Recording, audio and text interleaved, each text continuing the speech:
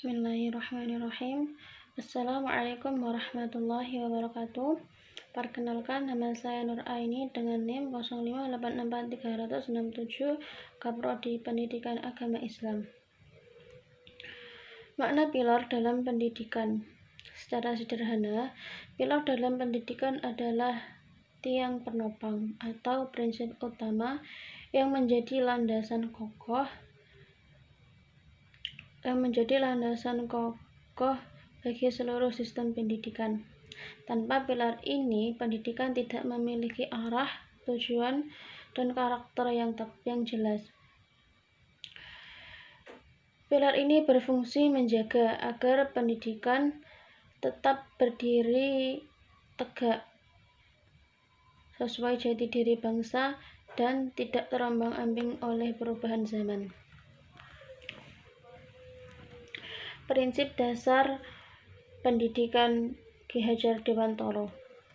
Ki Hajar Dewantoro merumuskan 3 semboyan emas yang menjadi pilar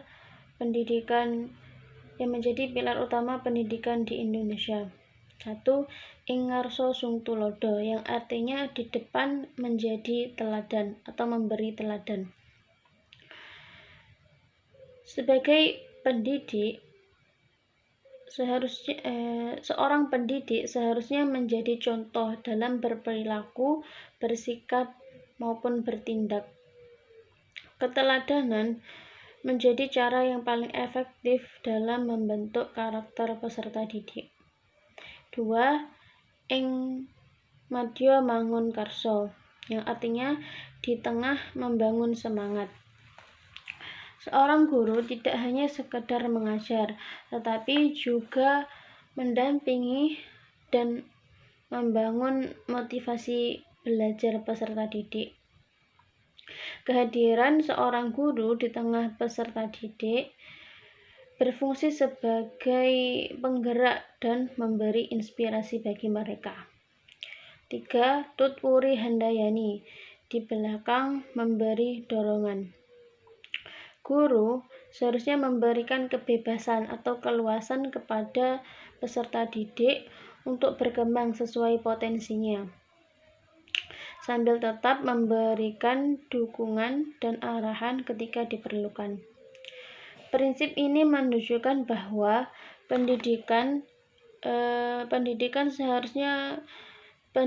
harus berpusat pada peserta didik dengan tetap mengedepankan bimbingan dan keteladanan dari seorang pendidik. Relevansi dan tantangan prinsip Ki Hajar Dewantoro di era digital. Di era digital, prinsip Ki Hajar Dewantoro tetap relevan meskipun menghadapi berbagai macam tantangan. Pada pembelajaran daring, guru tetap harus menjadi teladan dalam penggunaan teknologi secara bijak dan bertanggung jawab. Literasi digital menjadi sangat penting agar peserta didik mampu memilah informasi yang benar dan terhindar dari hoaks maupun penyalahgunaan teknologi. Selain itu, perkembangan teknologi tidak boleh mengabaikan pembentukan karakter.